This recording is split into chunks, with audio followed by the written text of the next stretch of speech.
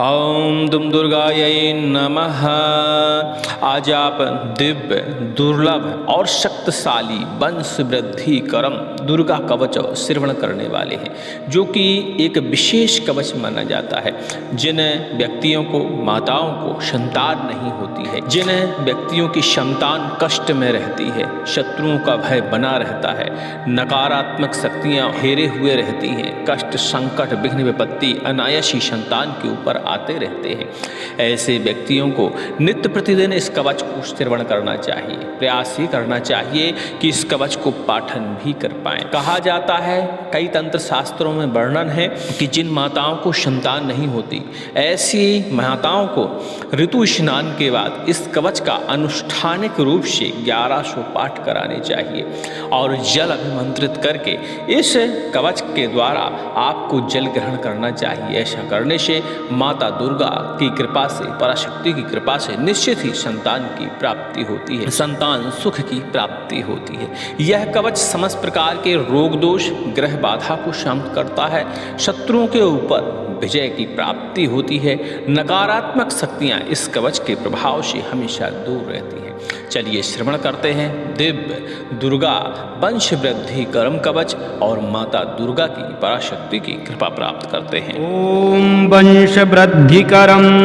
दुर्गा कवचम वंश कवचम भगवन् देव देवेश कृपया त्वं जगत् प्रभो वंशाख्य कवचम ब्रूहि मह्यं शिष्यायते नघ यस्य प्रभावाद् देवेश वंश वृद्धिर्हि जायते। सूर्य उवाच शृणुपुत्र प्रवक्ष्यामि वंशाख्यं कवचं शुभं संतान वृद्धिर्यत् पठनात् गर्भरक्षा सदा नृणां वन्ध्यापि लभते पुत्रं काकवन्ध्या सुतैर्युता मृतवत्सा सुपुत्रस्य स्रवगर्भस्थिर प्रजा अपुष्पा पुष्पिणी यस्य धारणाश्च सुखप्रसूः कन्या प्रजापुत्रिणी स्यात् एतत् स्तोत्र प्रभावतः भूतप्रेतादिजा बाधा या बाधा कुलदोषजा ग्रह बाधा देव बाधा बाधा शत्रुकृता चया भस्मी भवन्ति सर्वास्ता कवचस्य प्रभावतः सर्वे रोगा विनश्यन्ति सर्वे बालग्रहाश्च ये कवचम् ॐ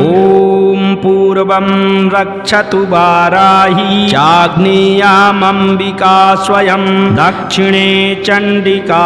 रक्षे नैऋत्यां सववाहिनी वाराही पश्चिमे रक्षे वायव्यां च महेश्वरी उत्तरे वैष्णवीं रक्षे ईशाने सिंहवाहिनी ऊर्ध्वां तु शारदा रक्षे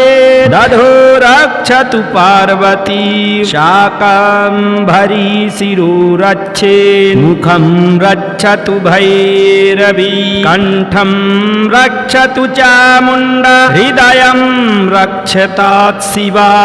ईशानी च भुजौ रक्षे कुक्षिं नाभिं च कालिका अपर्णाह्युदरं रक्षे कटिं बस्तिं शिवप्रिया ऊरू रक्षतु कौमारी जया जानुद्वयं तथा गुलफौ पादौ सदा रक्षेत् ब्रह्माणि परमेश्वरी सर्वाङ्गानि सदा रक्षेत् दुर्गा दुर्गार्तिनाशनी नमो देव्यै महादेव्यै दुर्गायै सततं नमः पुत्रसौख्यं देहि देहि गर्भरक्षां कुरुष्व नः। ॐ ह्रीं ह्रीं ह्रीं श्रीं श्रीं श्रीं ऐं ऐं ऐं महाकाली महालक्ष्मी महासरस्वती रूपायै नवकोटिमूर्त्यै दुर्गायै नमः। ह्रीं ह्रीं ह्रीं दुर्गार्तिनाशनी सन्तानसौख्यं देहि देहि बन्ध्यत्वं व्रतवत्सत्वं च हर हर गर्भरक्षां कुरु कुरु सकलां बाधां कुलजां बाह्यजां कृतामकृतां च नाशय नाशय सर्वगात्राणि रक्ष रक्ष गर्भं पोषय पोषय सर्वोपद्रवं शोषय शोषय स्वाहा। फलश्रुतिः अनेन कवचेनाङ्गं सप्तवाराभिमन्त्रितं ऋतुस्नात जलं पीत्वा भवेत् गर्भवती ध्रुवं गर्भपात भये पीत्वा दृढगर्भा प्रजायते। अनेन कवचेनाथ मार्जिताया निशागमे सर्वबाधा विनिर्मुक्ता गर्भिणी स्यान्न संशयः। अनेन कवचेनेह ग्रन्थितं रक्तदौरकं कटिदेशे धारयन्ति सुपुत्र सुखभागिनी असूतपुत्रमिन्द्राणां जयन्तं यत्प्रभावतः गुरुपदिष्टं वंशाख्यं कवचं तदितं सुखे गुह्यात् गुह्यतरं चेदं न प्रकाश्यं हि सर्वतः। धारणात् पठनादस्य वंशच्छेदो न जायते बाला विनश्यति पतन्ति गर्भास्तत्राबलाः कष्टयुताश्च बन्ध्याः बालग्रहैर्भूतगणैश्च रोगैर्न यत्र धर्माचरणं ग्रहे स्यात्। श्रीज्ञानभास्करे वंशवृद्धिकरं वंशकवचं सम्पूर्णम्। ॐ दुं दुर्गायै नमः। ॐ दुं दुर्गायै नमः। ॐ दुं दुर्गायै नमः। ॐ दुं दुर्गायै नमः। ॐ वंशवृद्धिकरं दुर्गाकवचं वंशकवचं भगवन् देवदेवेश कृपया त्वं जगत्प्रभो वंशाख्यकवचं ब्रूहि मह्यं शिष्यायते नघ यस्य प्रभावात् देवेश वंशवृद्धिर्हि जायते। सूर्य उवाच शृणु पुत्र प्रवक्ष्यामि वंशाख्यं कवचं शुभं सन्तानवृद्धिर्यत्पठनात् गर्भरक्षा सदा नृणां वन्ध्यापि लभते पुत्रं काकवन्ध्या सुतैर्युता मृतवत्सा सुपुत्रस्य स्रवगर्भस्थिरप्रजा अपुष्पा पुष्पिणी यस्य धारणाश्च सुखप्रसूः कन्या प्रजापुत्रिणी स्यात् एतत् स्तोत्र प्रभावतः। भूतप्रेतादिजा बाधा या बाधा कुलदोषजा ग्रहबाधा देवबाधा बाधा शत्रुकृता च या भस्मी भवन्ति सर्वास्ता कवचस्य प्रभावतः। सर्वे रोगा विनश्यन्ति सर्वे बालग्रहाश्च ये कवचम्। ॐ पूर्वं रक्षतु वाराही चाग्नेयामम्बिका स्वयं दक्षिणे चण्डिका रक्षे नैऋत्यां सववाहिनी वाराही पश्चिमे रक्षे वायव्यां च महेश्वरी उत्तरे वैष्णवीं रक्षे ईशाने सिंहवाहिनी ऊर्ध्वां तु शारदा रक्षे दधो रक्षतु पार्वती शाकम्भरी शिरो रक्षे मुखं रक्षतु भैरवी कण्ठं रक्षतु चामुण्डा हृदयं रक्षतात् शिवा ईशानी च भुजौ रक्षेत् कुक्षिं नाभिं च कालिका अपर्णाह्युदरं रक्षेत् कटिं बस्तिं शिवप्रिया ऊरू रक्षतु कौमारी जया जानुद्वयं तथा गुलफौ पादौ सदा रक्षेत् ब्रह्माणि परमेश्वरी सर्वाङ्गानि सदा रक्षेत् दुर्गा दुर्गार्तिनाशनी नमो देव्यै महादेव्यै दुर्गायै सततं नमः पुत्रसौख्यं देहि देहि गर्भरक्षां कुरुष्व नः ॐ ह्रीं ह्रीं ह्रीं श्रीं श्रीं श्रीं ऐं ऐं ऐं महाकाली महालक्ष्मी महासरस्वती रूपायै नवकोटिमूर्त्यै दुर्गायै नमः ह्रीं ह्रीं ह्रीं दुर्गार्तिनाशनी सन्तानसौख्यं देहि देहि बन्ध्यत्वं व्रतवत्सत्वं च हर हर गर्भरक्षां कुरु कुरु सकलां बाधां कुलजां बाह्यजां कृतामकृतां च नाशय नाशय सर्वगात्राणि रक्ष रक्ष गर्भं पोषय पोषय सर्वोपद्रवं शोषय शोषय स्वाहा फलश्रुतिः अनेन कवचेनाङ्गं सप्तवाराभिमन्त्रितं ऋतुस्नात जलं पीत्वा भवेत् गर्भवती ध्रुवं गर्भपात भये पीत्वा दृढगर्भा प्रजायते अनेन कवचेनाथ मार्जिताया निशागमे सर्वबाधा विनिर्मुक्ता गर्भिणी स्यान्न संशयः अनेन कवचेनेह ग्रन्थितं रक्तदौरकं कटिदेशे धारयन्ति सुपुत्र सुखभागिनी असूतपुत्रमिन्द्राणां जयन्तं यत्प्रभावतः गुरुपदिष्टं वंशाख्यं कवचं तदितं सुखे गुह्यात् गुह्यतरं चेदं न प्रकाश्यं हि सर्वतः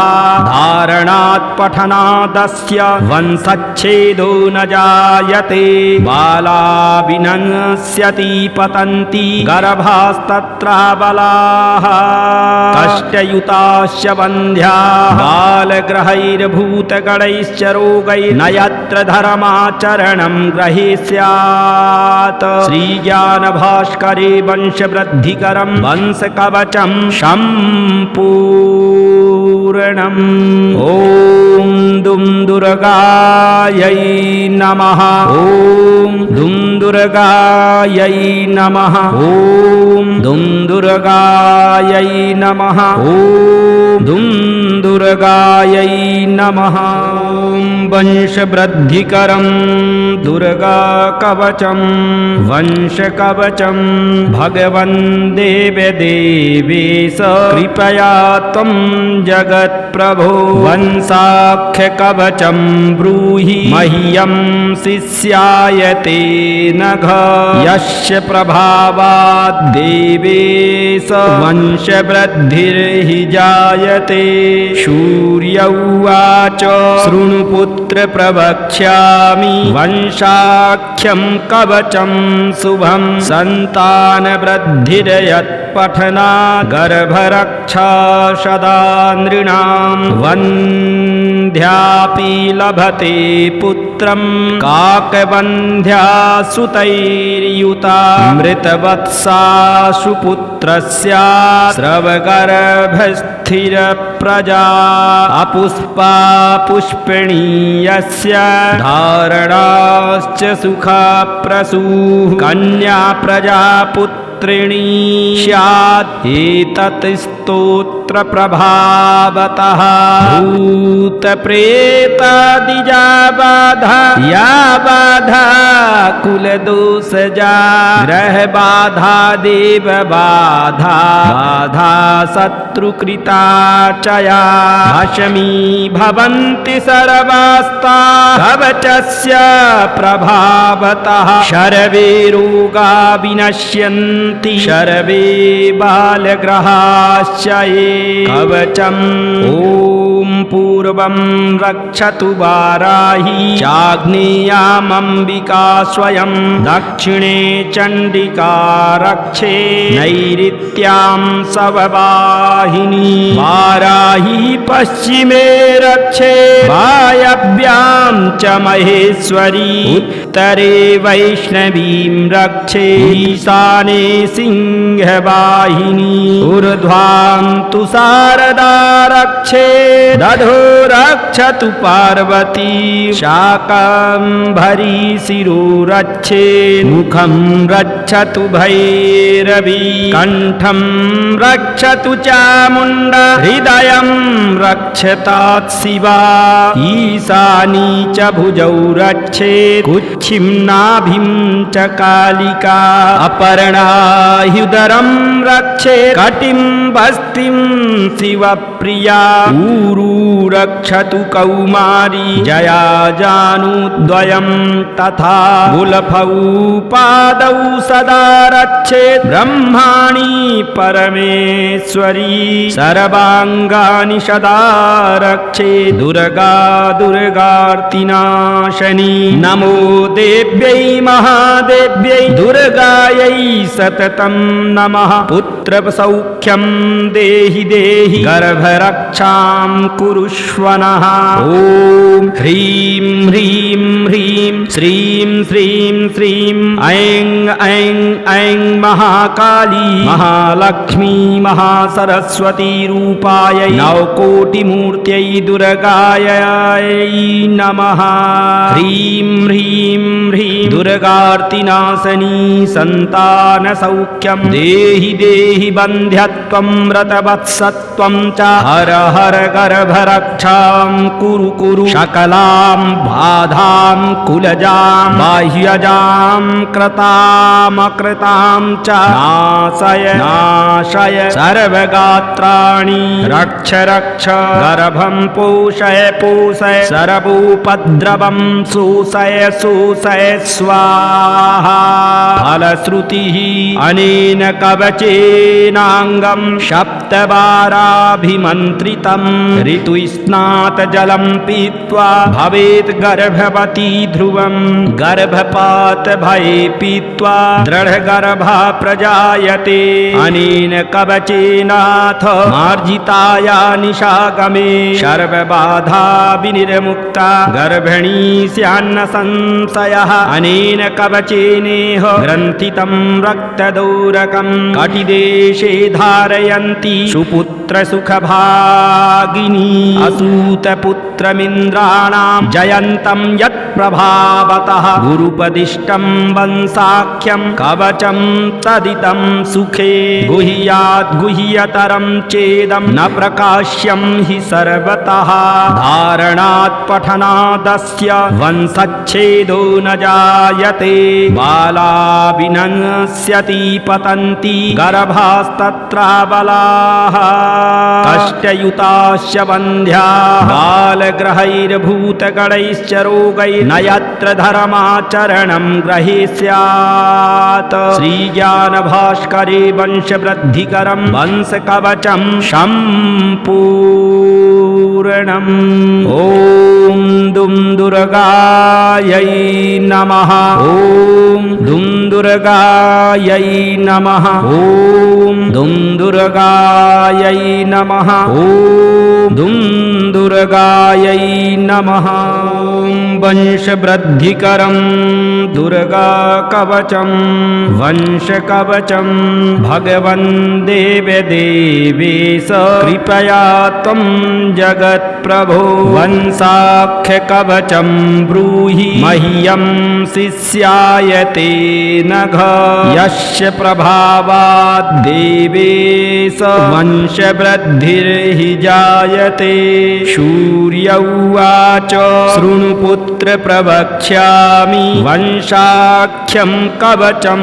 शुभं सन्तानवृद्धिर्यत्पठनात् गर्भरक्षा सदा नृणां वन्ध्यापि लभते पुत्र पुत्रं काकवन्ध्या सुतैर्युता मृतवत्साशु पुत्रस्य स्रवगर्भस्थिरप्रजा अपुष्पा पुष्पिणी यस्य धारणाश्च सुखप्रसूः कन्या प्रजापुत्रिणी स्यात् एतत् स्तोत्र प्रभावतः भूतप्रेतादिजा बाधा या बाधा कुलदोषजा ग्रहबाधा देवबाधा बाधा शत्रुकृता च या भस्मी भवन्ति सर्वास्ता कवचस्य प्रभावतः सर्वे रोगा विनश्यन्ति सर्वे बालग्रहाश्च ये कवचम् ॐ पूर्वं रक्षतु वाराही चाग्नेयामम्बिका स्वयं दक्षिणे चण्डिका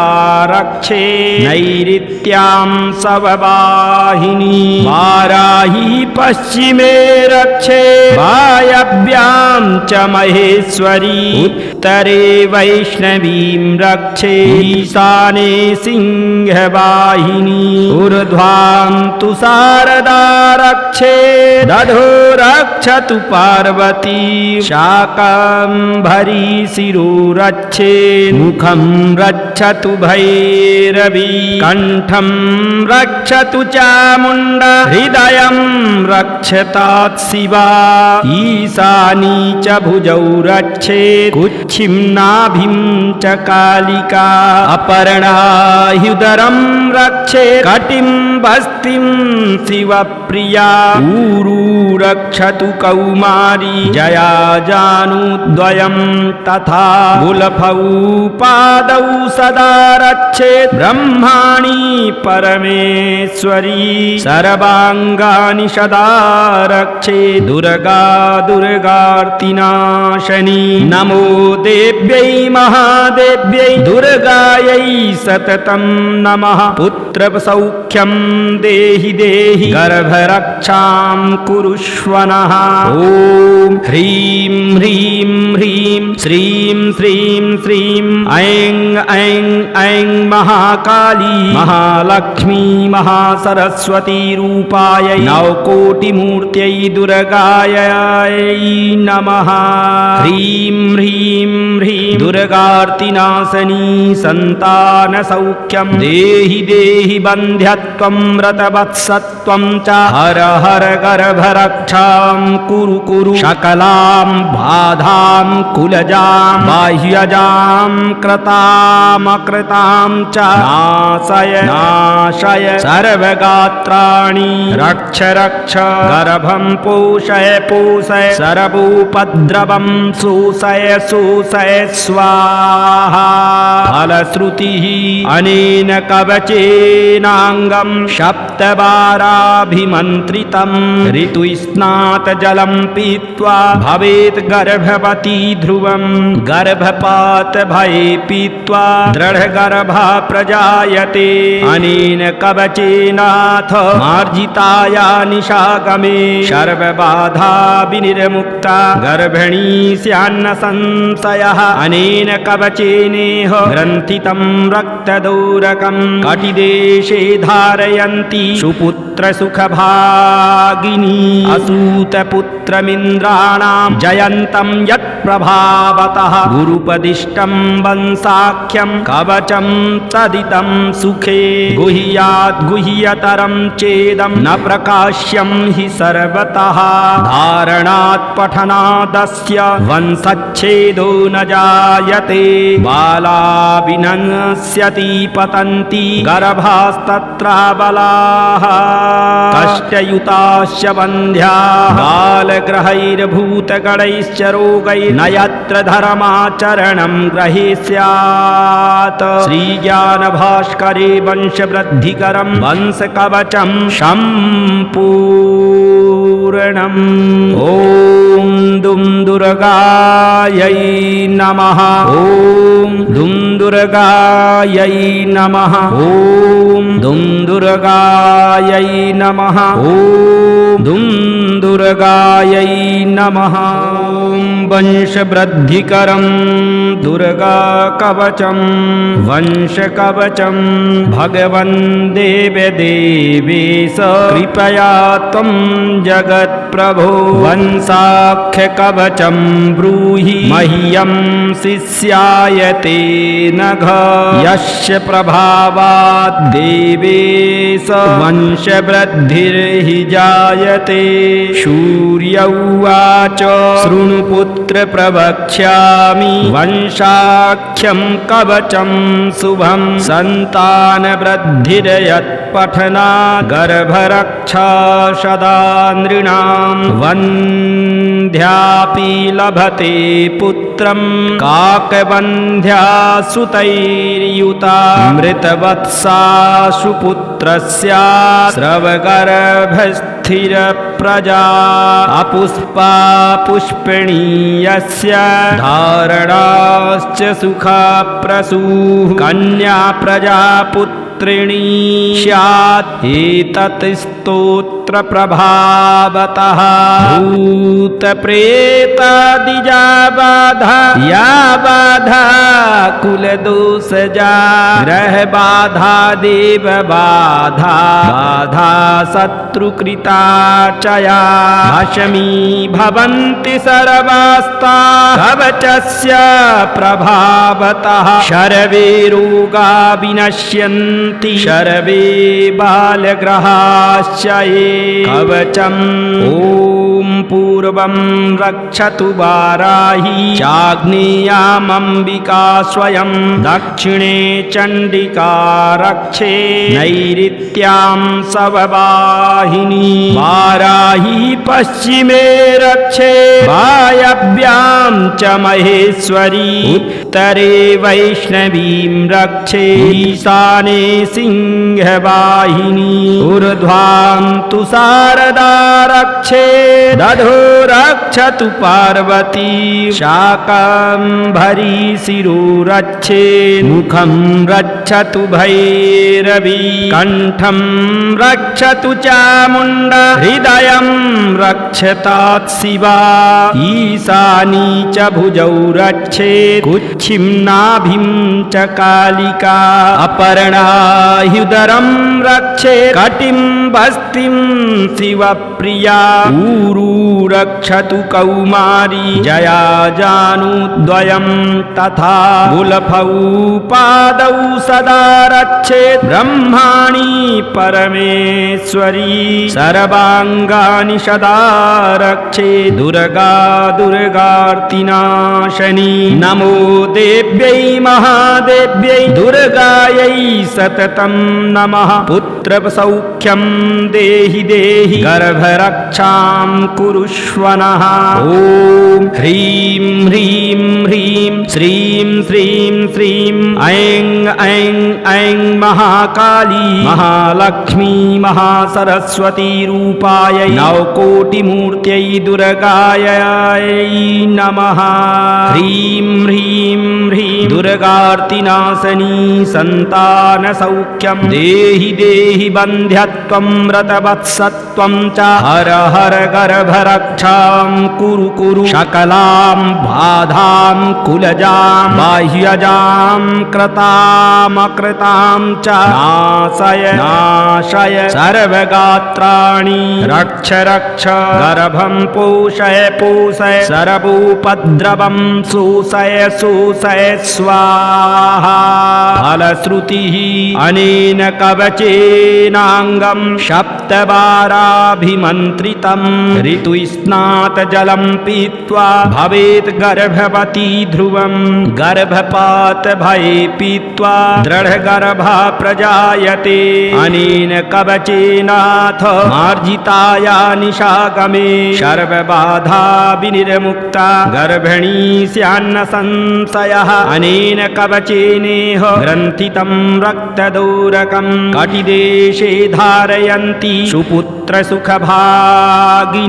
असूतपुत्रमिन्द्राणां जयन्तं यत् प्रभावतः गुरुपदिष्टं वंसाख्यं कवचं तदितं सुखे गुह्यात् गुह्यतरं चेदं न प्रकाश्यं हि सर्वतः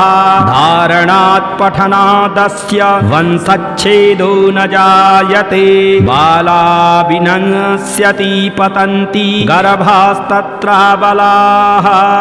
कष्टयुताश्च बन्ध्याः बालग्रहैर्भूतगणैश्च रोगैः न यत्र धर्माचरणं ग्रहे स्यात् श्रीज्ञानभास्करे वंशवृद्धिकरं वंशकवचं सम्पूर्णम् ॐ दुं दुर्गायै नमः ॐ दुं दुर्गायै नमः ॐ दुं दुर्गायै नमः ॐ दुं दुर्गायै नमः।